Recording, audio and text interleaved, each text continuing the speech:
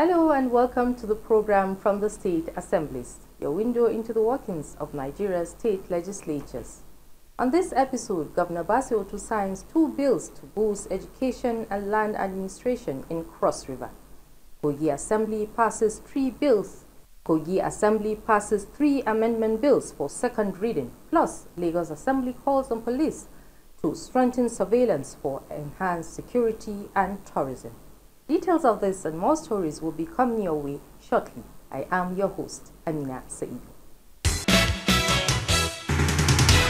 Thank you for staying with us. In the week under review, Cross River State Governor Basiotu has signed into law the College of Agriculture, Science and Technology Abuja Amendment Bill and the Office of the Surveyor General Bill. The governor affirms that the new laws will sharpen education, land administration and overall governance in tandem with his administration's People First agenda. Justina Etin reports. The amendment of the College of Agriculture, Science and Technology Bill elevates the college from monotonic to polytechnic, while adding science and technology to its mandates is to enable the institution benefits from the Tertiary Education Trust Fund financing. In the same vein, Governor Tu says the Office of the Surveyor General Law will give the agency its first footing, defining its roles, powers, and structure. What we're doing is to put our state on a proper pedestal for growth. Without education, we go nowhere. And it's very clear that this issue of holding certificate, which has nothing to, and even the segregation against Nigerian education now is almost thicker than racism.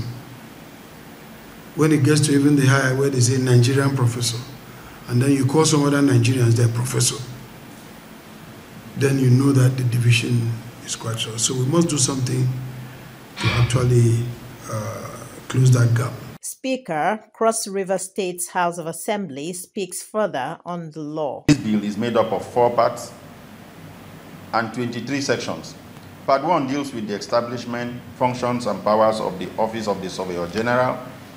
2 deals with staff, administration and structure of the Office of the Surveyor General.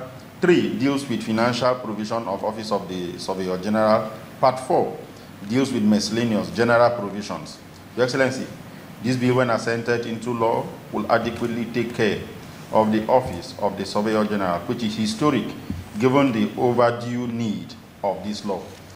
The new laws are expected to facilitate institutional stability and open fresh development pathways.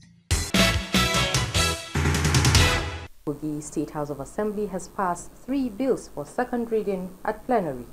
Jacob Sani reports that the 3 are amendment bills, with one of them seeking amendment of the Kogi State Meat Hygiene and Inspection 2024. The 2 others are the bill to repeal the Kogi State Pension Reform Law 2018 and the reenactment of the Kogi State Pension Law 2025, as well as the bill to amend the Kogi State Public Procurement Repeal and Reenactment Law 2025. The bills, as presented by the majority leader of the House, Dr. Suleiman Abrazak, seeks to regulate sale of meat to guarantee sanity in meat business, ensure prompt payment of gratuities and other entitlement to retiring civil servants, as well as to ensure accountability in public procurement. Lawmakers in their contributions aligned with the bills, resolving that the relevant House standing committees should consult more on the bills before consideration at second reading. There is need for public participation. So on this note, honourable members, if you are in support that the bill be given second reading as moved by majority leader, you are in support, say aye. Aye. Against, say nay. The House at plenary also received a report from member representing Dekina Braidu State Constituency, Oshidi Shehu, on the ongoing construction of Ogane-Nigu Road in the Kina local government area of Kogi State. The House describes the road as a proactive step for the benefiting communities in terms of security and improved standard of living in the area. The report on investigation into alleged unlawful removal of a name from the payroll of Kogi State Polytechnic was also presented at plenary by the House Committee Chairman on Public Petitions, Bode Ogumola.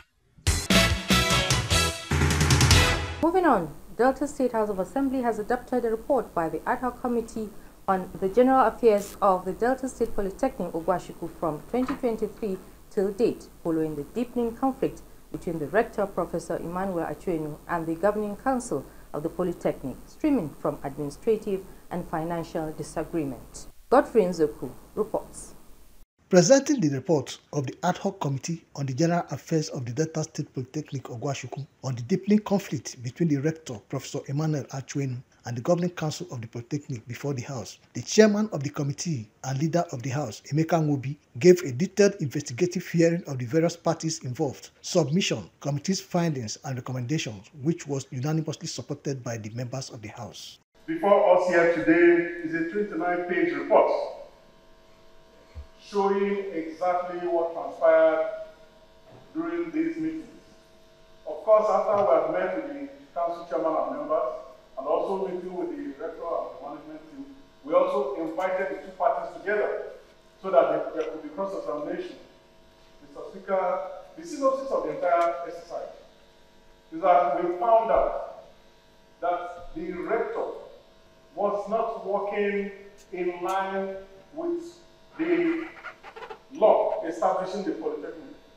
The rector does not have regards for the council for which he is a member.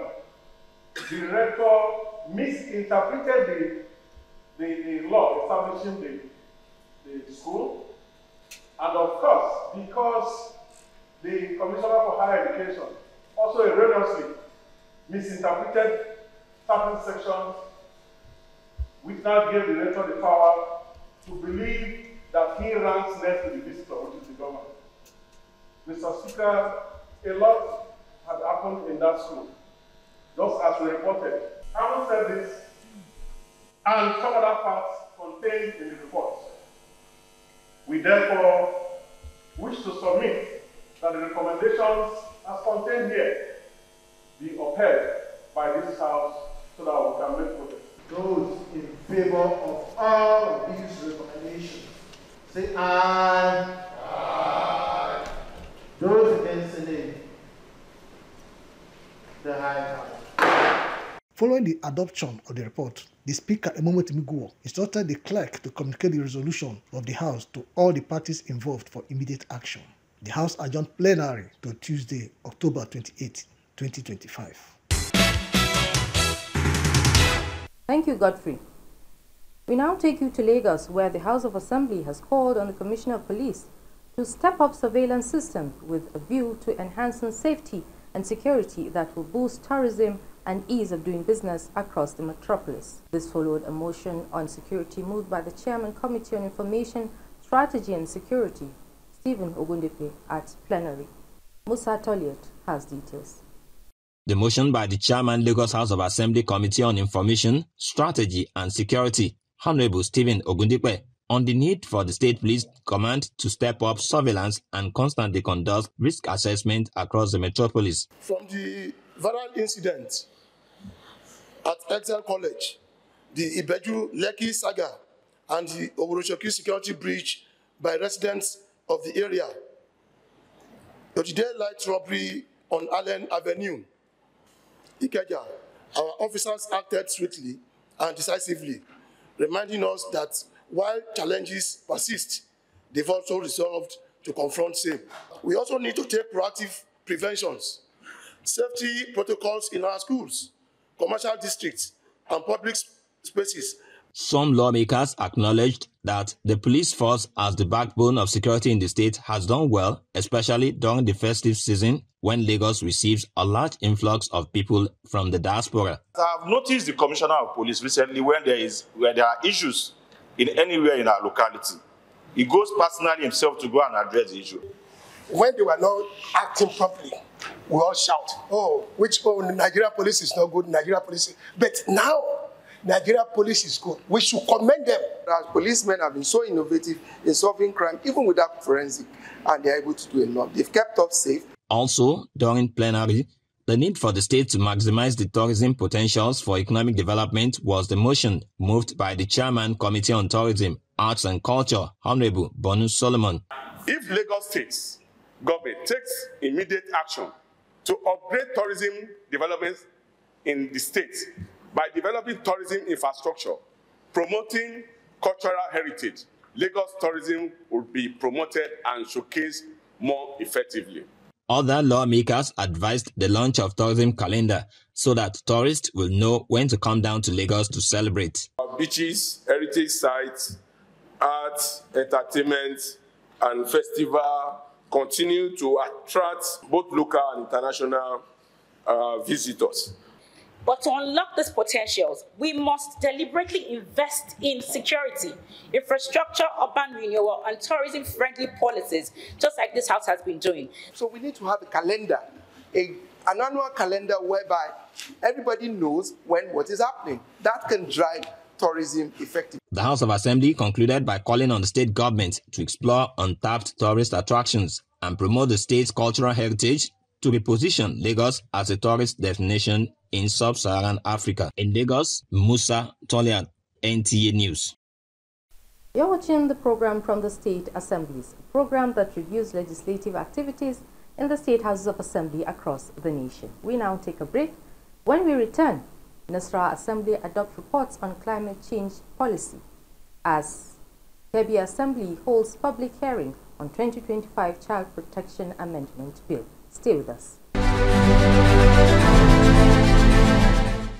From the 36 states of Nigeria to the legislative chambers where laws are made, laws that shape healthy living, developmental strides and challenges.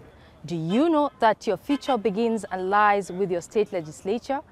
Stay informed, stay educated, stay connected, and stay empowered.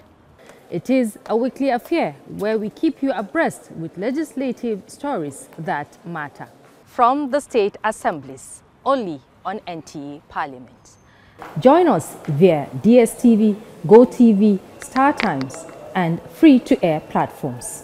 NTA Parliament, strengthening Nigeria's democracy.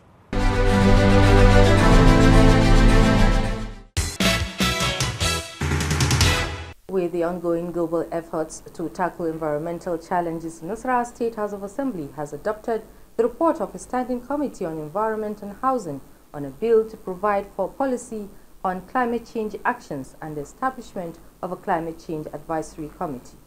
Adams Abdulkadir has more.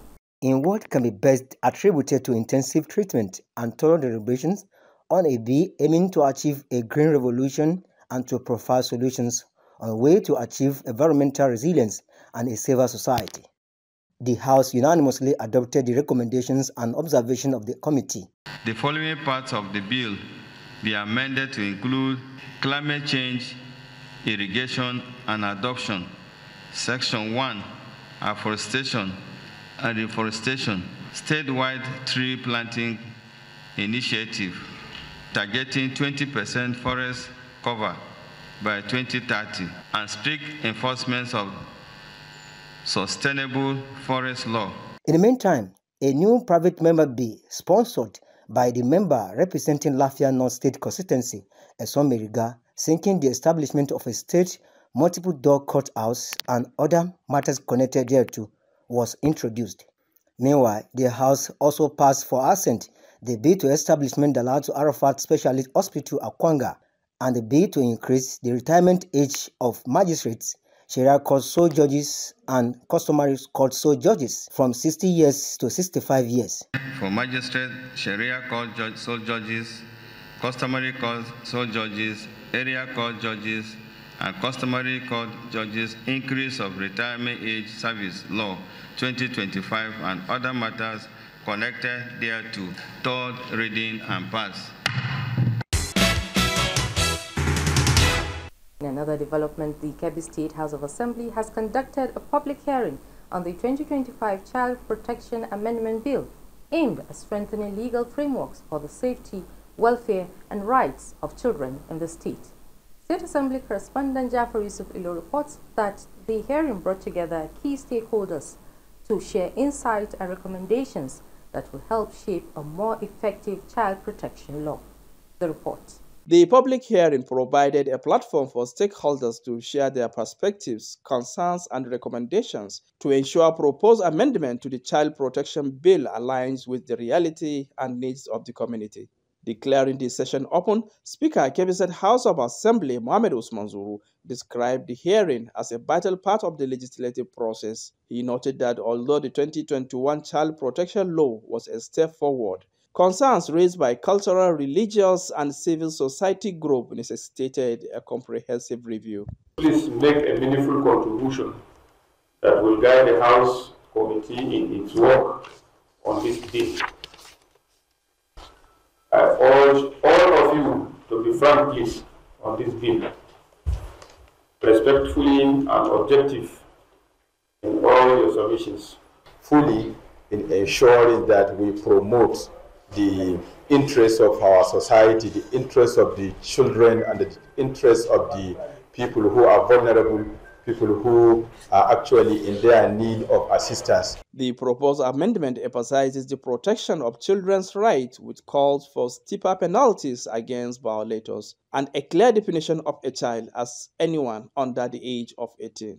So we advocate that if this definition can be incorporated here, a child should be someone that from birth to 14 years of age, while a young person should be from 14 to 18, because their sense of reasoning is not the same. So we should look at it from the perspective of making a contribution to the development of the individual who will one day be a part of the society, and the essence of that is for that person to contribute positively. So for us as Christians, we feel if this law includes us, our own also should be added. It should read Islamic law and biblical teaching. Stakeholders at the session stressed that the review is part of the wider national effort to improve legal safeguards for children.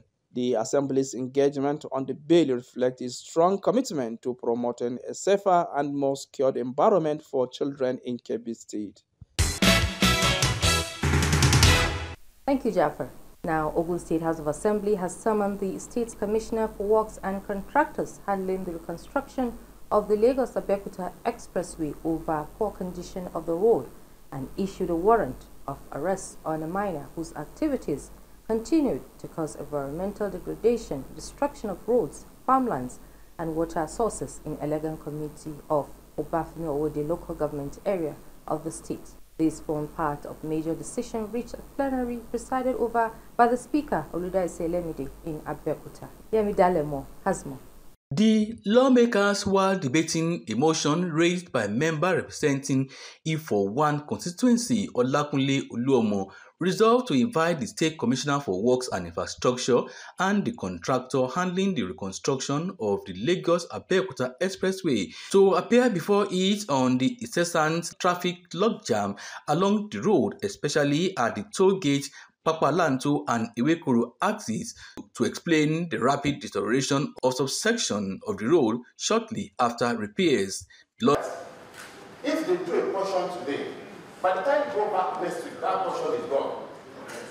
They will go back to another side, another thing. And the way they are doing it, to me, is anarchical. The road, that Lagos or the Abeokuta road is becoming embarrassing. In fact, a journey that spent like 1 hour from Songo to Abeokuta, we now spend more than 4 hours. The Honorable Commissioner for Work and Infrastructure and officials of Greenberg are ordered to appear before this honorable house. Lawmakers also adopted resolution seeking the resuscitation and establishment of functional sick bays in all public primary and secondary schools across the state. Construction lecture is another benefit of having clinics in our primary and secondary schools. It will foster relationship between student pupils and healthcare providers while ensuring personalized as well as continuous care tailored towards individual needs. The absence of functional health sick bays within schools has long caused significant risk to pupils, especially in times of medical emergencies. Enhance the health care, access to health care of students or pupils in the school.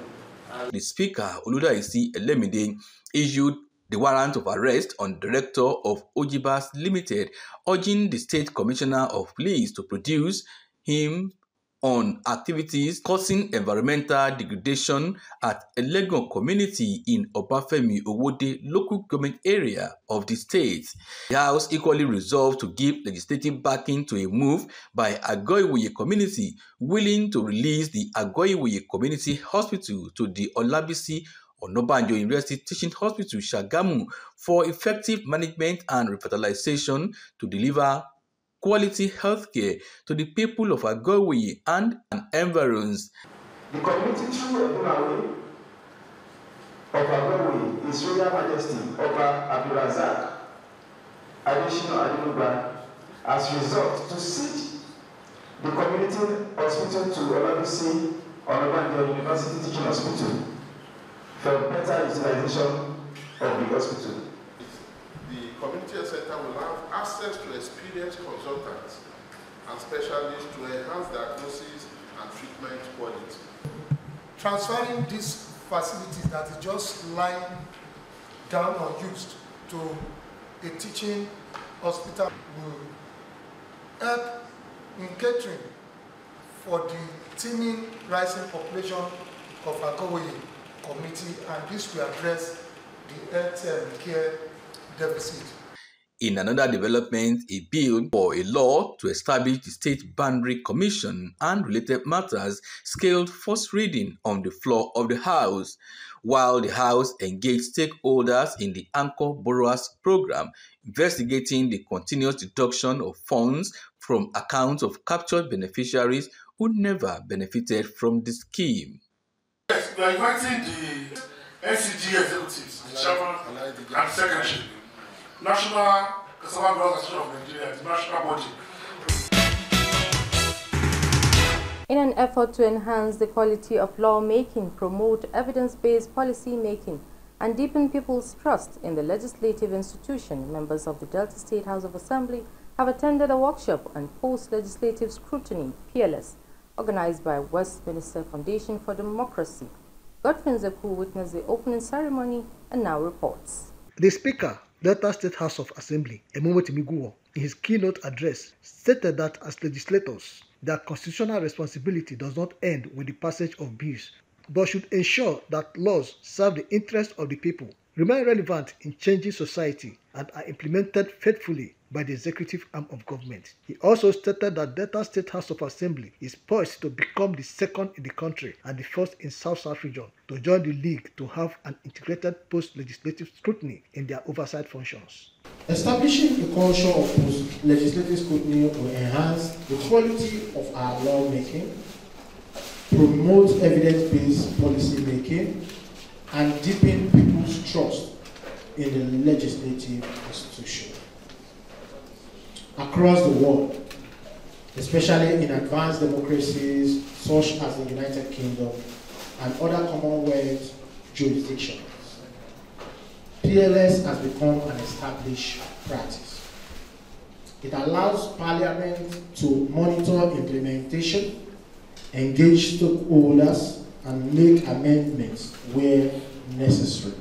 For the country director, Westminster Foundation for Democracy, WFD, Adebowale Olorumola, their work in Delta State House of Assembly represents another milestone in deepening democratic accountability at the sub-national level.